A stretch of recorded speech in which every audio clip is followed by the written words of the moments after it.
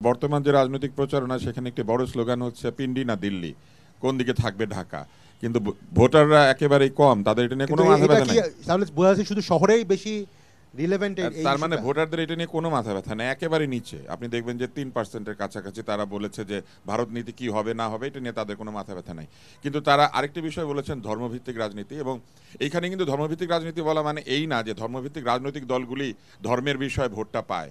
এটি হচ্ছে যে কাদের কাছে ভোটাররা মনে করে যে একই সঙ্গে রাজনীতি এবং ধর্ম দুইটাই নিরাপদ।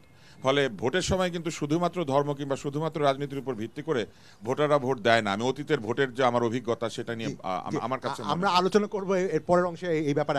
আশরাফ ভাই, আমাকে তিনটি জিনিস অবাক করেছে। একটি হচ্ছে ধর্মভিত্তিক রাজনীতির ব্যাপারটি, আরেকটি হচ্ছে যে ভারতের ব্যাপারে আপনার অবস্থান, আর তৃতীয় হচ্ছে যে যে কন্টেন্ট কোত্থেকে আসে, পরিবার কিংবা টিভি কিংবা সোশ্যাল মিডিয়া। প্রথমত বলি ধর্মভিত্তিক রাজনীতি, আমরা অতীতে যেটা দেখেছি, ধর্ম বিশ্বাসী মানুষও রাজনৈতিক চয়েস কিন্তু ভিন্ন।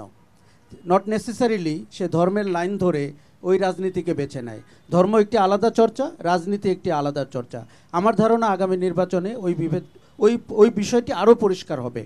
কেননা আমরা অনেক সময় তাদেরকে মাঠে দেখতে পাই, কিন্তু নির্বাচনের বাক্সে তার প্রতিফলন দেখতে পাই না। ভারতের বিষয়ে যেটি বলবো, যে আমার মনে হয় রাজনৈতিক অবস্থানের বাইরে গিয়ে ভারত বিরোধিতা বা ভারতের সাথে সমতার অবস্থান একটি সামাজিক দাবি। এই প্রথম আমরা বাংলাদেশে দেখেছি এটি রাজনৈতিক দলের দাবির বাইরে বড় আকার ধারণ করেছে। তৃতীয় হচ্ছে যে আপনার কন্টেন্ট কে দিচ্ছে, কার দ্বারা আপনি প্রভাবিত হচ্ছেন। আমার মনে হয় এই নির্বাচনে ওটিও আরেকবার নতুন করে দেখা যাবে। Social media has got a big influence. এবং আরও একটা জিনিস বলে রাখি, টেলিভিশন কিংবা অন্য অনেক মিডিয়ার কন্টেন্ট কিন্তু মানুষ কনজিউম করে সোশ্যাল মিডিয়াতে। যেমন টকশো এখানে 2.1% দেখানো হয়েছে, কিন্তু সেটাই কিন্তু ইউটিউবে দেখে, সেটাই কিন্তু ফেসবুকে দেখে। কাজে ওখানে যদি আপনি প্রোগ্রামের ফরম্যাট ধরেন টকশো ঠিক আছে, কিন্তু যদি কন্টেন্ট ধরেন, সে আসলে সোশ্যাল মিডিয়াতে কনজিউম করছে কি কন্টেন্ট। জি, আসিফ শাহান, 30 সেকেন্ড।